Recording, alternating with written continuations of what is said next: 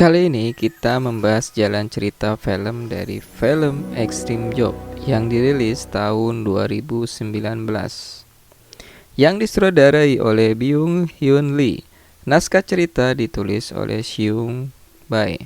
Film dibuka dengan adegan di mana sekelompok orang yang sedang berada di dalam ruangan ternyata mereka adalah sekelompok orang yang sedang dalam pengintaian para detektif narkotika.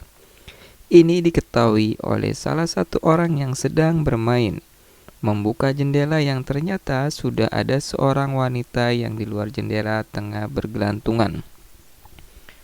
Penyergapan ini dipimpin oleh Kapten Ko. Adegan ini membuat kita tertawa karena tidak seperti ekspektasi apa yang kita lihat ketika ada penyergapan. Berharap juga orang yang sedang diintai ini polisi yang menyergapnya dengan memecahkan jendela kaca dan langsung menodongkan senjata juga melumpuhkan target. Tapi yang terjadi adalah mereka malah berdiskusi di luar jendela. Dari para target tidak ada yang ketakutan atas pengintaian atau penyergapan tersebut. Justru ada salah satu yang berusaha melarikan diri dengan melompat keluar jendela. Dan akhirnya para detektif mengejar salah satu pelaku hingga lari ke arah tengah jalan raya. Dan terjadilah beberapa insiden tabrakan beruntun akibat dari pengejaran tersebut. Dan pelakunya pun tertabrak oleh sebuah bis. Sesampainya di kantor detektif, mereka semua dimarahi oleh atasannya yang dikarenakan ketidakbecusan dalam menangkap para target intaian, dan kantor tersebut menghabiskan dana untuk ganti rugi atas semua kejadian tersebut dan juga memalukan. Dan mereka pun makan malam dengan sekelompok detektif lainnya yang dipimpin oleh Ketua Choi serta membicarakan masalah pekerjaan. Ketua Choi menawarkan pekerjaan kepada Kapten Ko untuk ikut andil dalam penangkapan pengintaian seseorang yang tengah diincar oleh kepolisian. Itu yang bernama Lee Mobai. Akhirnya Kapten Ko sepakat untuk melakukan pekerjaan tersebut bersama dengan timnya. Keesokan harinya, kelompok Kapten Ko pun mulai melakukan pengintaian di sebuah tempat yang sudah diberitahu oleh Ketua Choi. Dari pagi, siang, hingga malam terus diintai. Lagi-lagi kelompok Kapten Ko ini selalu membuat kecerobohan dalam menjalankan pekerjaannya. Salah satunya adalah ada anggota yaitu Detektif Ma tertangkap mata oleh seorang ibu yang disangka sedang mengintipnya. Atas kejadian tersebut, si ibu tersebut menelpon kepolisian. Di tengah sedang diinterogasi oleh dua polisi, lewatlah anak buah Lee Mobai. Mau tak mau, kelompok Kapten Ko pun menunjukkan identitasnya sebagai polisi agar cepat selesai masalah tersebut. Di hari berikutnya, mereka pun mengintai dari kedai ayam goreng yang berada di seberangnya. Ketika mereka sedang asik mengobrol dan makan ayam, muncullah sosok yang sedang bicara atau diintai, yaitu Lee Mobai. Karena secara hukum kelompok Kapten Ko ini belum resmi mendapatkan tugas pengintaian dari Direktur Kepolisian Narkotika. Oleh karenanya mereka juga bingung atas kondisi tersebut, tapi mau tak mau harus dilakukan investigasi walaupun secara hukum itu ilegal. Saat mereka sedang berdiskusi bagaimana caranya memata-matai lebih jauh, ternyata kedai ayam goreng tempat mereka mengintai itu akan dijual. Alasan kedai ayam goreng tersebut dijual karena sepi pembeli hingga dijual. Akhirnya tim detektif berdiskusi untuk membelinya karena dianggap sepi pengunjung, maka mereka sudah pasti leluasa dan juga terkadang dari gedung yang diintai tersebut memesan ayam goreng dari kedai yang sedang mereka tempati. Dan besoknya Kapten Ko selaku ketua tim bertemu dengan direktur detektif untuk meminta biaya pengeluaran dan akhirnya disetujui. Akhirnya tim Kapten Ko bisa membeli kedai ayam goreng tersebut. Dan mereka memulai memasang alat-alat yang dibutuhkan untuk menyadap, mengintai dan segala perlengkapan untuk mengintai yang dipantau dari kedai ayam goreng tersebut. Mereka berbagi tugas, masing-masing memiliki tugas yang harus dikerjakan, dari memonitoring, mendengarkan percakapan melalui alat sadap, serta membuntuti setiap kendaraan yang parkir di depan gedung yang diintainya. Di tengah mereka sedang serius dalam investigasi, membuat dokumentasi, ternyata selalu saja ada pengunjung yang datang ke kedai ayam goreng tersebut dan akhirnya mereka menolak. Karena mereka membeli kedai ayam goreng tersebut bukan untuk berjualan, tapi digunakan untuk markas memata-matai target. Akhirnya mereka berdiskusi karena selalu saja menolak para pengunjung kedai ayam goreng tersebut dan khawatirnya jika selalu menolak maka akan bisa dicurigai. Maka mau tak mau detektif tersebut juga harus menjual ayam goreng. Itulah awal mula bagaimana para detektif ini menjual ayam goreng. Diawali dengan membeli ayam goreng yang sudah jadi kemudian disajikan. Di tengah asik mereka sedang berdiskusi, terdengarlah suara dari alat sadap yang dipasang, terdengar suara pertengkaran dari tim kelompok yang sedang diintai. Setelah kelompok yang diintai melakukan perkelahian, mereka disuruh memesan ayam goreng. Setelah mendengar perkataan tersebut, maka para detektif kebingungan karena tidak memiliki bahan-bahan ayam goreng. Benar saja, ternyata para penjahat yang diintai memesan ayam goreng ke kedai mereka dan mereka juga harus menolaknya. Maka keesokan harinya, kelima detektif tersebut mulai melakukan uji coba untuk membuat ayam goreng. Masing-masing harus menggoreng ayam dengan caranya sendiri. Ternyata salah satu anggota Kapten Ko, yaitu Detektif Ma, berhasil membuat ayam goreng yang paling enak di antara mereka berempat. Akhirnya Detektif Ma lah yang menjadi koki di kedai ayam goreng. Kemudian ada pelanggan pertama yang masuk dan memesan ayam goreng yang berbahan kuah yang dipesannya. Disinilah juga sempat terjadi kebingungan karena mereka belum siap untuk membuat ayam goreng yang berbahan kuah. Detektif Ma membuat ayam goreng kuah Iga Suwon dan ternyata ini disukai oleh pelanggan yang datang tersebut. Dan inilah awal mula bagaimana kedai ayam goreng yang dibuat oleh para detektif ini menjadi menu favorit. Karena keesokan harinya kedai mereka dipenuhi oleh para pengunjung, bahkan sampai memiliki antrian panjang di luar kedai. Hari-hari pun dilewati oleh para kelima detektif dengan menjadi penjual ayam goreng. Walaupun hasilnya begitu menjanjikan karena Kapten Ko sendiri bisa membawa uang begitu banyak dan memberikan hadiah kepada istrinya, dan istrinya pun sangat terkejut. Tiba di suatu hari datang seorang produser TV yang menawarkan kedai ayam goreng mereka untuk ditampilkan di TV. Tapi Kapten Ko tidak mau karena bisa saja mereka akan dikeluarkan dari kepolisian. Dan profesi utama mereka adalah polisi, bukan penjual ayam goreng. Maka diusirlah produser TV tersebut. Saat Yong Ho sedang standby di luar dengan menggunakan kendaraannya, dan dia melihat target yang sedang diincar itu menampakkan diri, maka detektif Yong Ho tersebut menghubungi ketua Ko untuk melaporkan. Tapi apa yang terjadi? Ternyata mereka berempat sedang asik dan sibuk melayani para tamu yang datang ke kedai tersebut. Akhirnya Yong Ho mengejarnya sendiri dengan kendaraannya.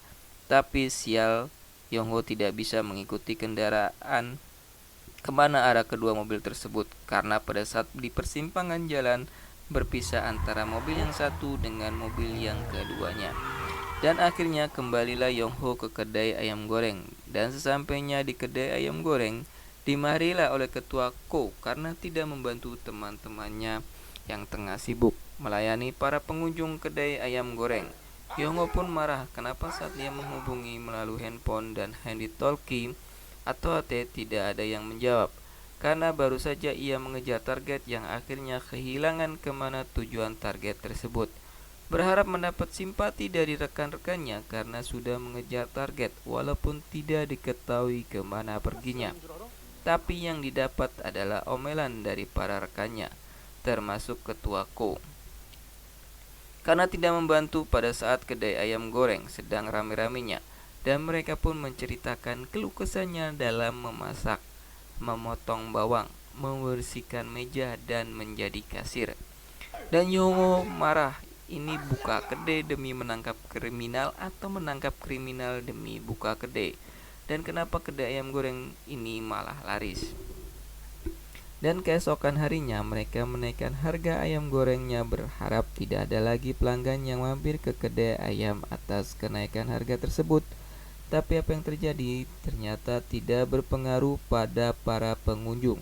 Justru semakin ramai dan mereka juga masih memikirkan cara bagaimana pengintaian yang lebih jauh untuk masuk dalam markas yang sedang diincarnya. Di tengah asik berbincang, mereka dipanggil oleh direktur narkotika untuk datang ke kantor. Sesampainya di sana, mereka dimarah-marahi karena laporannya selalu menyamar dan menyamar. Di tengah sedang dimarahi dan ingin menjelaskan struktur organisasi terbaru, Ketua Ko mendapatkan panggilan, dan lucunya waktu menerima telepon dengan greeting kedai ayam goreng yang dibuka dengan tagline, "Tak pernah ada rasa ayam seenak ini, ayam bumbu atau ayam goreng." Ternyata yang menelepon adalah gedung yang orderannya ditunggu akhirnya memesan ayam goreng, dan mereka berlima lari kembali ke kedai ayam goreng untuk melakukan pemasangan alat-alat untuk pengintaian lebih lanjut, dan juga mereka tidak bisa melewati kesempatan tersebut. Sesampainya di kedai, mereka berlima menyiapkan segala keperluan termasuk ayam goreng pesanannya. Mereka berlima keluarlah ke seberang jalan untuk mengantar ayam goreng. Sampailah Kapten Ko yang mengantarkan ayam goreng di depan pintu. Setelah memencet bel, pintu pun terbuka. Ternyata yang membuka pintu bukanlah para penjahat, melainkan seorang ibu yang di awal mereka ketemu. Kapten Ko pun bertanya, kemana penghuni lamanya? Ternyata sudah pindah pada hari itu. Akhirnya mereka pun berlima kecewa, dan saat bersamaan produser TV yang waktu itu datang ke kedai membuat siaran yang ditayangkan di televisi terkait kedai ayam goreng yang dimiliki para detektif tersebut menggunakan ayam goreng yang mereka beli dari luar kedai tersebut dan dijual kembali. Serta juga diketahui oleh Ketua Choi. Ketua Choi pun protes, kenapa kau tidak mengabarkan semuanya saat engkau melihat target? Setelah pertemuan dengan Ketua Choi, Ketua Ko pun pulang bertemu istrinya. Mereka pun berdiskusi jikalau memang harus keluar dari kepolisian narkotika.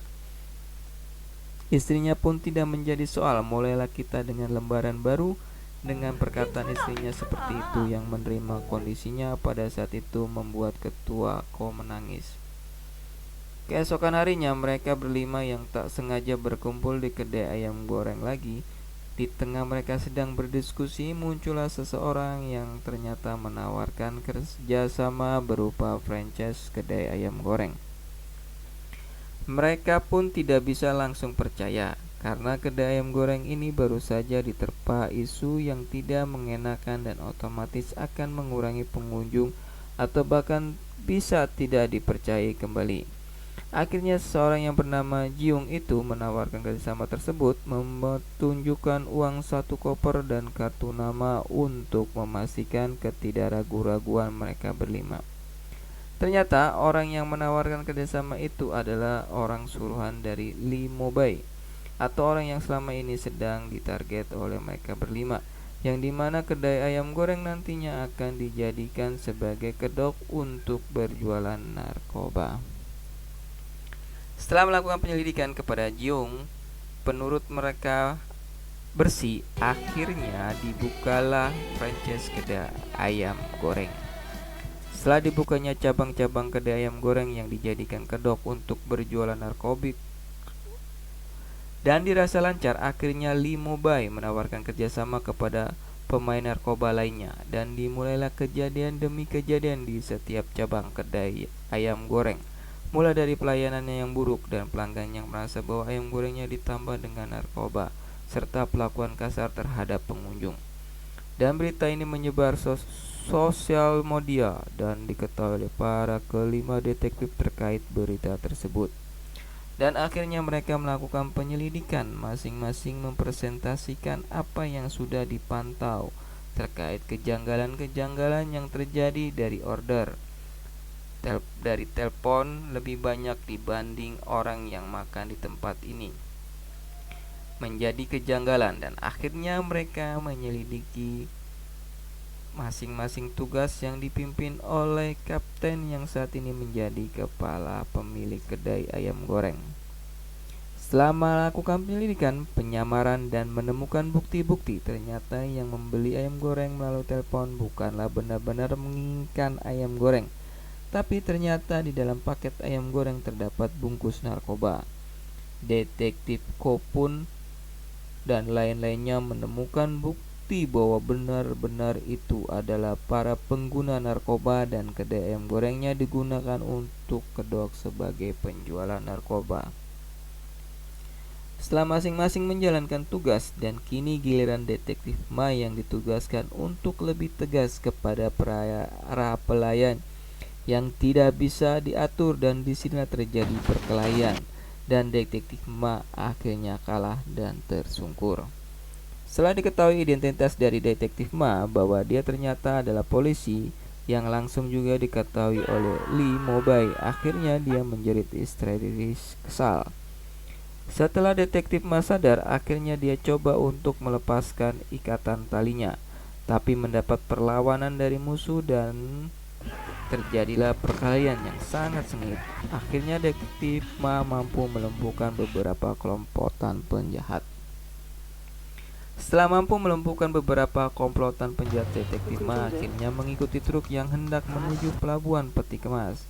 Dan sampailah detektif Ma di pelabuhan dan ternyata sudah ada kelompok Lee Mubai dan kelompok Ted yang akan bertransaksi narkoba. Lalu detektif A pun berusaha untuk menghalangi transaksi tersebut dan ini adalah kesempatan dia untuk meringkusnya. Tapi tak mungkin jikalau dia sendiri yang menanganinya.